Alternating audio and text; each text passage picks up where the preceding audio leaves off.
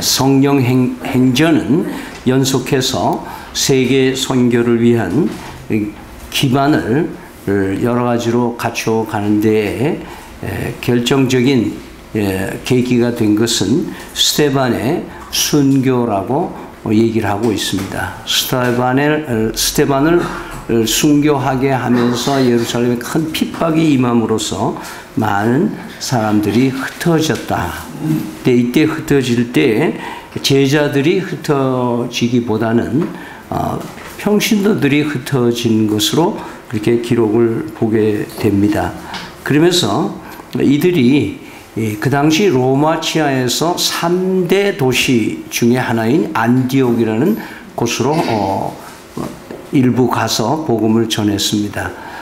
그 당시 로마가 가장 큰 수도였고, 그 다음에 아프리카 북부에 있는 그 알렉산드리아가 두 번째 큰 도시고, 그 다음에 이 시리아의 수도였다고 하는 안디옥이라는 곳이 세 번째로 큰 도시입니다. 여기에 이제 복음이 전해진 기록이 오늘 그 19절 이하에서 말씀하고 있습니다. 그러면서 성령 하나님은 그 당시에 안디옥 교회에서 평신도들이 가서 복음을 전해서 예수 믿는 사람들이 이제 이방인으로서 예수를 믿었던 그런 사람들이 여기저기 많이 있으면서 추측컨대 아마 가정교회 단위로 가정에서 예배를 드리고 있었을 것으로 보여집니다. 이럴 때 이 예루살렘에 있는 교회에서 이제 소문을 듣기는 안디옥이라고 하는 그런 큰 도시에 그리스도인들이 이제 많아지기 시작했는데 거기에 누가 지도자가 좀 있어야 되지 않겠느냐. 그래서 이제 평신도 대표로 이 바나바라는 사람을 이제 그 안디옥으로 보냅니다. 그러면서 이 안디옥으로 보내는 이 바나바가 어떤 사람인가 하는 것을 24절에서 뒤에서 이렇게 설명을 해 올라오고 있는데요. 요약을 하면 그는 착한 사람이다. 그리고 성령과 믿음이 충만한 사람이다. 이렇게 표현하고 있습니다. 착한 사람과 성령과 믿음이 충만한 사람이다. 이것은 그 사람의 인격이 갖춰진 사람이다. 이런 표현이고, 하나는 신앙이 좋은 사람이다. 이렇게 표현할 수가 있습니다. 말하자면 신앙생활을 잘 하는 사람이 인격이 못 갖춰준 사람들이 더러 있습니다. 또 어떤 사람은 인격으로는 상당히 훌륭한 사람인데 신앙이 없는 사람도 있을 수가 있습니다. 그리고 보면 이 짧은 표현인 이 착한 사람, 성령과 믿음이 충만한 사람이라고 표현하는 것은 바나바의 삶이 어떤 삶이었다 하는 것을 우리는 대충 감이 잡히는 그런 사람인 것을 보게 됩니다. 여러분이 잘 아는 대로 착하다고 하는 것은 남이 막 해코지를 해도 가만히 참고 있고 그런 것만이 아니고, 사실은 거짓이 없고 순수하고 악의가 없고 그리고 매사에 긍정적인 사람을 우리는 착한 사람이라고 말할 수가 있습니다. 그리고 사람들과의 관계에 있어서도 격이 없이 살아가는 그런 성품을 가진 사람이죠. 그래서 우리가 요즘에 교회가 또는 기독교가 사회로 비판받는 것 중에 아까 말씀드린 대로 인격이 갖춰지지 않은 교회의 지도자들, 또 인격이 인품이 갖춰지지 않은 사람들이 이 교회를 좌우하고 있을 때에 세상 사람들이 볼 때는 그렇게 얘기를 합니다. 아무리 나가서 전도를 해도 니나 잘해라 이렇게 얘기하는 거와 같은 얘기입니다. 다시 말해서 우리가 살아가는 삶의 그 경상도 말로 꼬라지, 그 모습, 모형이 결코 사회 사람들에게 본이 되지 못하고 살아간다면 그것은 우리의 신앙에 우리가 믿는 진리 자체도 결함이 있어 보이는 것으로 보여지기 때문에 전도도 되지 않을 뿐더러 또 우리가 믿는 예수님의 이름을 상당히 망가뜨리는 일과 같은 것이다. 그 다음에 성령과 믿음이 충만하다는 신앙의 사람이라는 의미는 쉽게 말하면 모든 주권을 하나님께 넘긴 사람의 삶을 신앙의 사람이다. 그렇게 얘기를 합니다. 신념의 사람은 내가 어떤 신념을 가지고 내 의지력을 가지고 무엇을 이루어내는 사람은 신념이 있습니다. 공무원들도 누구도 다 신념 있게 살아가지만 신앙인은 이미 신념을 버리고 하나님의 주권을, 나의 주권을 포기하고 하나님의 주권으로 이양해서 나는 이제 하나님과 싸울 힘도 없고 싸워서 되지도 않고 하나님께 저항할 수도 없는 약한 사람이다 하고 두 손 들고 포기한 것이 신앙입니다. 그래서 신앙이란 말은 믿음으로 앙망하는 겁니다. 하루도 해바라기처럼 하나님의 은총을 바라보지 않고는 살 수 없는 사람의 모습입니다. 그렇기 때문에 이 자기 주장을 관철시키려고 하는 신앙의 사람들이 겉으로 볼 때는 상당히 신앙이 있어 보입니다. 철야 기도도 하고 자기 뜻을 관철시키려고 하고 하나님을 움직여서 내가 필요한 것들을 얻어내려고 하고 하나님을 움직여서 내 인생의 길을 행복하게 만들어 보겠다고 하는, 그래서 평소에는 성경도 믿고 기도도 잘하는 것 같은데 그렇지만은 계속 자기 주권 하에서 살아가는 사람들, 그러다가 위기가 닥치면 그때는 울고불고 하나님 살려주세요, 하나님 도와주세요 하는 그런 모습들은 사실은 좋은 신앙이라고 말할 수가 없습니다. 따라서 내가 성령과 믿음이 충만하다 하는 말을 쉽게 얘기하면 내 인생의 모든 주권을 하나님께 넘긴 사람의 삶이다. 그런 의미라는 것을 잊지 마시기 바랍니다. 그렇기 때문에 내 가정의 주인도 하나님이시고 내 직장의 주인, 내 사업의 주인도 하나님이시고 내 이웃의 주인, 내 나라의 주인도 하나님이시다 하는 절대 주권을 하나님이 가지고 계시다는 것을 믿고 살아간다면, 흔히 우리가 기도할 때 생사 화복을 주관하시는 하나님, 이렇게 기도를 하는 느끼는 쉬운데 정작 내가 건강이 망가지기 시작하고 내 사업이 무너지기 시작하고 내가 실수해서 갑자기 대인관계에 추락하는 듯한 나의 그 모습들, 이런 것을 겪으면은 우리는 아직도 내가 내 주인이 돼서 밤새도록 자존심 상하고 밤새도록 내가 왜 이렇게 이 지경까지 됐지라고 얘기하고 있는, 그러나 우리가 정말 하나님의 주권을 믿는다면 나의 역경과 나의 실패와 나의 좌절과 나의 아픔과 나의 모든 이런 아픈 갈등까지도 하나님이 나의 유익을 위해서 허락하신 것이다 라고 믿는 믿음이 있을 때에는 나에게 닥치는 위기와 풍파도 순풍으로 변화될 수 있는 그런 희망의 사람이 된다는 것이죠. 이것이 신앙인의 삶입니다. 예를 들어서 여러분 봅시다. 방주라고 하는 하나님이 디자인해 준 방주를 노아가 120년간 그를 지었습니다. 대단한 믿음이죠. 근데 그 방주라고 하는 것은요, 참 은혜가 되는 거예요. 그 성경에는 방주를 예수님으로 상징을 해요. 자, 방주 안에 들어오기만 하면 뭐예요? 모든 풍파, 모든 어려움을 이 방주가 다 당합니다. 예? 방주가 다 망가지고 방주가 다 당해요. 그 때문에 우리 그리스도 안에 있으면 우리의 역경과 고난, 지금 나는 아이고 힘들다고 안만 그래도 예수님이 대부분 큰 건 다 감당하고 계시는 거예요. 우리가 몰라서 그렇지. 그 방주 안에 있으면 그런 거예요. 그런데 이 방주에는 자세히 보면은요, 참 왜 내가 방주에 왜 탔지? 그런 생각이 들 때가 있어요. 왜냐하면 이 방주에는 엔진이 없어요. 엔진이 없어. 이게 무슨 이 방주, 배라고 하는 거는 무슨 엔진이, 동력이 있어서 움직여야 될 텐데 엔진이 없는 거예요. 두 번째요, 자세히 보니까 이게 키가 없어. 방향을 어디로 좌우로 옮길 수 있는 키가 없는 배예요. 자, 어디로 갈지도 모르는 배, 응? 엔진도 없는 배, 이 배에 내가 탔다. 참 세상에 바보 중에 바보 아니에요? 제정신으로 그런 배를 왜 타요? 안 타는 거죠.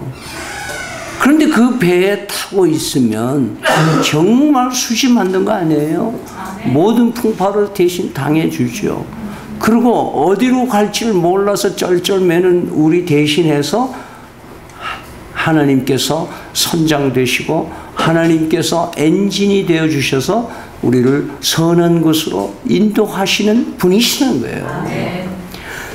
이것이 시편 23편에서 여호와는 나의 목자시니 내게 부족함이 없다. 그분이 나와 함께 계시는 것만으로도 그분 안에 거하는 것이 이런 축복이 있는 줄 믿으시기를 바랍니다. 이것이 바로 성령과 믿음이 충만한 사람의 삶의 태도입니다. 바나바는 인품이 착한 사람이고 사람이 되먹은 사람이고 그리고 온전히 하나님을 주인 삼는 절대 주권을 인식하고 그에게 모든 것을 맡기는 방주 배 안에 있는 노아의 8 식구처럼 그냥 하나님이 어디로 인도하시든지 언제 도착하게 해주시든지 어떻게 해주시든지 간에 그 분의 인도하심을 믿고 의탁하며 살아가는 삶인 것을 여러분 우리 마음속에 새길 수 있기를 바랍니다. 다음으로 바나바는 안디옥에 도착했을 때에 그가 관찰하고 바라본 것은 특이합니다. 23절에 보면은 그가 이르러 하나님의 은혜를 보고 기뻐했다. 그렇게 얘기를 했습니다. 예루살렘 교회에 있는 지도자들은 이 안디옥에 있는 성도들이 다소 좀 불안하고 흐트리고 구심점이 없고 그렇게 해서 이 바나바라는 사람이라도 좀 보내서 그걸 좀 정리하고 그들을 좀 격려하고 그래서 교회를 좀 튼튼히 세워가면 좋겠다 해서 바나바를 보냈는데 바나바는 거기에 도착하면서 그 안디옥이라고 하는 로마 시대의 가장 그 영화를 누렸던 그 화려하고 타락의 온상인 도시에서 그 환경을 보지 않았다. 환경을. 골리앗이 얼마나 크다 하는 걸 보지 않으시고 골리앗이 돌팔매질하기에 마치 큰 표적이다라는 걸 보는 다윗의 모습처럼 이 은혜가 이 안디옥이라는 지역 속에 이 지역 사회에 하나님의 은혜가 보이더라 그 말이에요. 예.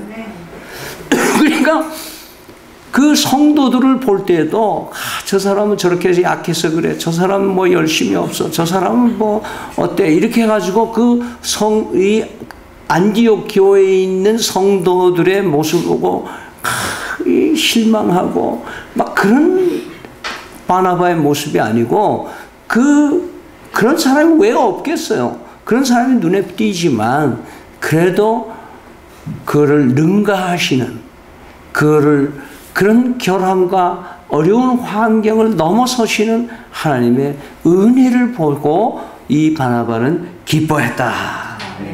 이것이 우리 그리스도인의 마음의 태도가 되어야 될 줄로 믿습니다.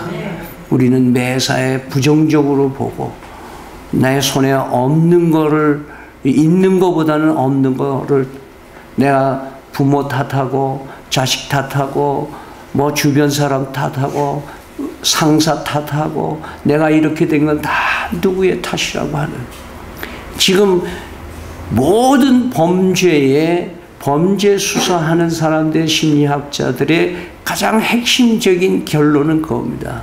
범죄자의 최초의 심리는 모두 남의 탓으로 돌리는 마음이다. 그렇게 얘기해요. 남의 탓으로 돌리는 사람. 왜? 자기 생애에 자기를 책임지지 않는 사람이에요. 이제 내일이면 사실은 이 5.18 민주화 때문에 이제 성인의 날이라는 게 많이 가려질 거예요. 그 성인의 날이라는 거는 무슨 말입니까? 이제 나는 내 인생을 책임지는 날이다. 그 말입니다. 이제 대학 1학년 있는 학생들 주로 성인이 되는데, 그런데 이 성인식 한다 그러고 책임질 수 없는 일들을 저지르도록 사회가 몰아가고 있고, 그걸 인해서 사업을 하고 돈 버는 사람들이 있다는 이 사회가 얼마나 잘못된 거예요. 그러나 그런 사회라 할지라도 하나님의 은혜는 여전히 역사하시는 줄 믿습니다. 어떤 오늘 본문 말씀에는 이 바나바는 그러면 어떤 사역을 했는가, 거기 가서 무슨 일을 했는가 하는 것을 얘기를 해 주고 있습니다. 23절 하반절에 보면은 굳건한 마음으로 주와 함께 머물러 있어라 라고 권면했다. 바나바라는 말의 의미는 권면하다, 위로하다, 격려하다, 그런 어원을 가지고 있는 이름입니다. 이 바나바는 그 안디옥에 있는 성도들에게 두 가지로 권면을 했는데, 하나는 굳건한 마음을 가져라, 굳은 마음을 가져라, firm, 아주 확실하게 거기에 마음을 정하고 살아라. 사실 이 말은 성도들의 삶 속에서 가장 일어나는 것 중에 하나가 뭐냐 하면은, 우리는 참 아침에 성경 읽으면서 기도하면서 작심하고 나오지만은 하나 조그만 거 하나 때문에 마음이 비틀어지고, 얼마나 마음이 상승세로 올랐다 내려갔다 변죽이 심하게 우리는 살아가고 있어요. 하나님이 확실히 있는 것을 믿어질 때도 있지만, 어떨 때는 하나님이 있는지 없는지 아무 의식 없이 살아갈 때도 있고, 또 어떤 때는 하나님이 계시는 게 맞나 하고 의문이 갈 때도 있을 정도로 우리는 변화무쌍합니다. 그런데 그런 우리의 연약함을 보시는 하나님의 말씀에 의해서 바나바는 굳건한 믿음을 가져라. 이사야서 26장 3절에 주께서 심지가 견고한 자를 평강하도록 지키시리니 이는 그가 주를 신뢰함이라. 심지가 견고하다. 다윗은 내 마음을 정하여 싸우니 내가 새벽을 깨우겠습니다. 그렇게 얘기를 했습니다. 혹시 여러분들 나침판을 자세히 관찰해 보신 분이 있는지 모르겠습니다. 아마 초등학교에서 과학 시간이나 이렇게 보고 평생 나침판이라는 게 잘 모르고 사는 사람도 있을 거예요. 근데 그 나침판은 항상 어디를 가리키죠? 예. 그 빨간색을 칠해있는 N이라고 영어로 써있는데 북쪽을 가리키죠. 항상. 그게 신비해요. 그런데 때로는 여러분 나침판이 고장이 나면 어떻게 돼요? 동쪽에도 딱 그냥 고정되어 있는 경우가 있죠. 예? 그럼 거기에 무슨 쇠붙이가 있다든지 다른 게 있으면 어때요? 그게 엉뚱한 방향에서 서 있어요. 근데 북극을 가리키고 있다 할지라도 그 침이 떨리고 있으면 양호한 거예요. 제대로 작동하는 거예요. 침이 떨리면. 근데 북극을 가리켜 있어도 뭐예요? 딱 멈춰져 있는 거는 뭐예요? 고장난 거예요. 재밌잖아요? 왜냐하면 우리는요, 신앙생활 하면서 마음을 굳게 가져라 딱 고정되어 있다는 뜻이 아니고, 우리는 떨리고 어떨 때는 무섭고 어떨 때는 흔들려요. 우리 신앙이 흔들리게 돼 있어요. 그러나 예수님 지향적인 삶에는 뭐예요? 살아있는 방향을 가지고 있는, 왜 살아야 되는지, 어떻게 살아야 되는지, 어디로 가고 있는지를 아는 사람이다. 그래서 심지가 견고하다는 것은 고장난 채로 한쪽에 머물러 있다는 것이 아니라 살아서 예수님을 향하고 살아가는 사람을 말하고 있습니다. 야고보는 이를 가리켜서 이 파도 치는 것을 얘기를 합니다. 두 마음을 품어 모든 일에 정함이 없는 사람, 마치 바람에 밀려 요동하는 바다 물결 같다, 그렇게 표현을 하고 있습니다. 여러분, 주님 앞에 고정하는 살아있는 나침반의 삶을 사시기 바랍니다. 그 다음에 두 번째 고면은 주와 함께 머물러 있어라, 이렇게 얘기를 합니다. 가장 쉽게 얘기하면 주님 앞에 붙어 있어라. 저희들 그 어떤 친구들끼리 이제 뭐 노인들끼리 가끔 얘기하면은 아이들이 다 크면은 너는 둘째한테 붙어 살래, 셋째한테 붙어 살래, 누구한테 붙어 살아야 내가 이 마지막에 행복할 건가, 이렇게 붙어 사는 거. 여러분, 이제 힘이 없어지면요 어디가 붙어 살게 돼 있어요. 그래도 아직 독립해서 사는 게 신기할 뿐이지만은요, 여러분들 이 붙어 사는데, 그런데 인생에서 가장 복되게 붙어 사는 길은 예수님께 붙어 있는 사람입니다. 요한복음 15장 5절 말씀에 보면은 나는 포도나무에 너희는 가지니 너희가 내 안에 있고 내 말이 너희 안에 있으면 너에게 많은 과실을 맺으나 나를 떠나서는 아무것도 할 수 없느니라. 고정인 거예요. 붙어 있는 것이 연속해서 지속될 때에 우리를 통해서 생명의 역사가 일어나는 줄을 믿으시기를 바랍니다.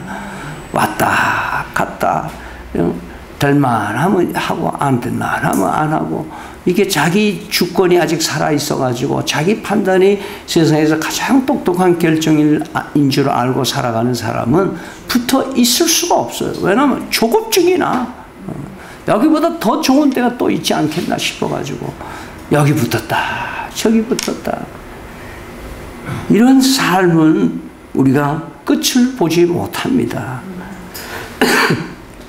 바나바는 안디옥 교회 사람들에게 주님과 함께 머물러 있고 굳건한 믿음에 살도록 권면을 했습니다. 이 권면을 받아들인 사람들이 어떻게 됐느냐, 24절에 보는 큰 무리가 주께 더하여졌다. 큰 무리가 주께 더하여졌다. 그래서 점점 안디옥에 있는 성도들의 배우는 태도가 너무 적극적이고, 이 바나바 앞에 자꾸 모여드니까 바나바는 또 다음 생각을 한 거예요. 바나바는 혼자 박수받고 혼자 갈채받고 혼자 대교회 목회자 되기를 원하고 그런 사람이 아니었고, 그는 다른 동력자를 구하러 다소라는 것을 갔습니다. 다소는 바로 사울이 있는 곳입니다. 사울이 예수님을 믿고 형편없는 처지에 있을 때 이 바나바가 가서 잘 추스려서 눈의 비늘도 벗겨지고 그 신앙생활을 좀 할 수 있도록 초기에 도와줬던 그런 기억이 난 거예요. 야, 이 사울이 인물이다. 내가 사울을 데리고 와서 안디옥에 와서 같이 동력을 해야 되겠다. 그래서 다소에 가서 사울을 데려다가 안디옥에서 1년 동안 하나님의 말씀을 가르치면서 안디옥 교회를 가르쳤어요. 얼마나 훌륭한 선생님이었는지 그 가르침을 받은 제자들이 그 동네에서, 안디옥이라고 하는 이 동네에서 그리스도인이 간다, 저기 크리스찬이 간다, 그렇게 불리울 정도로 그 제자들이 그리스도인으로 변화되게 되었다라고 오늘 기록하고 있습니다. 최초의 성경 말씀에 크리스찬이란 말, 그리스도인이란 말이 탄생되게 된 계기가 바나바가 자기의 동력자인 사울을 데려다가 같이 사역하는, 팀 사역을 해서 같이 사역을 하는 것을 보고 사람들이 생각할 때, 야, 바나바도 훌륭하고 또 사울도 훌륭하고, 이게 예수 그리스도 안에서 누가 크냐 하는 식으로 도토리 키재기 하지 않는 이 안디옥 교회의 모습이 너무 감동이 돼요. 그래서 원래 이 크리스천은 말의 뜻은 little Christ다 그런 말이에요. 작은 예수다. 그러니까 예수 같은 사람이 저기 지나간다 그런 얘기인 거예요.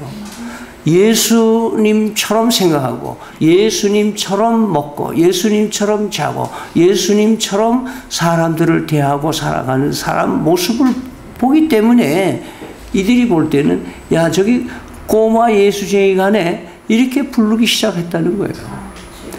오늘 우리는 우리가 세상에 나가서 살 때에 다른 사람이 아 저 사람 뭐가 좀 달라 보인다. 저 사람 뭐 좀 다른데 당신 혹시 예수 믿어요? 좀 이런 소리 들을 수 있기를 바랍니다. 아, 저 사람 뭐 좀 달라. 뭔가 달라. 좀 착하고 뭔가 인품이 있고 그리고 또 자기 주관대로 살질 아니하고 하나님의 지혜를 받아서 하나님이 원하신 대로 하나님을 기쁘시게 살아가는 그 삶에 감동을 받는 사람인 것이다. 오늘 이 본문을 통해서 하나님께서 우리에게 주시는 말씀 성령 행전에서는 한 사람을 귀하게 여기시고 한 사람을 쓰시는다는 것을 잊지 마시기 바랍니다. 나 한 사람이 얼마나 중요한지 모릅니다. 여러분 생각에는 아유 나 같은 게 뭐 만약에 그렇게 생각한다면 여러분은 하나님을 우습게 여기는 것인 줄 여러분 깨달아야 됩니다. 왜? 하나님은 나를 창조하셨기 때문에 나를 존귀하게 보십니다.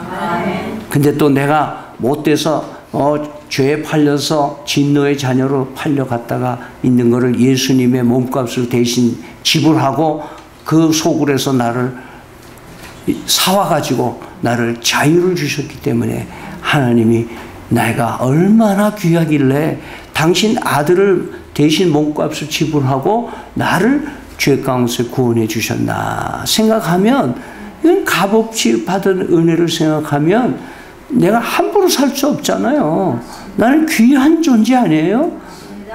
믿어집니까? 나는 존귀한 거예요. 여러분 학생들을 공부 못한다고 여러분 그렇게 생각. 하나님은 여러분 공부 못한다고 뭐 어쩌고 저쩌고 하시는 거네요. 혹시 몰라요. 여러분 부모님은 아직 좀 덜 이 세상을 예수 믿는 믿음의 정도가 어떤지 모르겠는데 저도 철없을 때는 자식들을 공부 안 한다고 막무가내로 팼던 적도 있지만은 그게 우리가 좀 미숙해서 그래요 사실은요. 공부를 잘하던 재간이 있던 그 사람이 뭐 어떤 모습이든지 간에 하나님 보시기에는 존귀한 자인 줄 믿으시길 바랍니다. 그렇기 때문에 한 사람, 맹인 한 사람을 귀하게 여기셨기 때문에 그 맹인을 통해서 하나님의 뜻을 이루시고 계시는 이 성경의 역사들을 우리는 많이 보지 않습니까? 우리는 한 사람을 귀히 여길 수 있기를 바랍니다. 그리고 한 사람, 내가 바나와 같은, 내가 사울과 같은 사람이 되시기를 축원합니다. 오늘 여러분의 주보에 나와 있는 실은 것은 그 샌더스가 쓴 글인데요. 그 글의 마지막 절반 밑에 부분을 제가 이분은 누군가를 나한테 한 사람 주십시오. 그럼 내가 이렇게 하겠습니다. 이런 기도문인데 이거를 저는 내가 이 한 사람이 되게 하소서라는 문장으로 바꿔서 읽으면서 제 메시지를 마치겠습니다. 내가 하나님의 사람이 되게 해 주시옵소서. 믿음이 나의 마음을 지배하는 사람이 되게 해 주시옵소서. 그러면 나는 모든 오류를 바로잡고 그리고 인류의 이름을 축복하겠습니다. 내가 하나님의 사람이 되게 해 주십시오. 내 혀가 하늘의 불에 접촉된 사람이 되게 해 주시옵소서. 그러면 나는 가장 어두운 마음을 밝혀 높은 결심과 깨끗한 열망을 지닌 마음들이 되도록 인도하겠습니다. 나를 하나님의 사람이 되게 해 주시옵소서. 한 사람 주님의 능력이 있는 한 선지자가 되게 해 주시옵소서. 그러면 나는 칼이 아닌 기도로 이 땅에 평화를 가져오겠습니다. 나를 하나님의 사람이 되게 해 주셔서 성실한 사람이 되게 해 주시옵소서. 그러면 무너진 당신의 성소를 재건하고 그 앞에 민족들로 무릎 꿇게 하겠나이다. 아멘. 기도하겠습니다.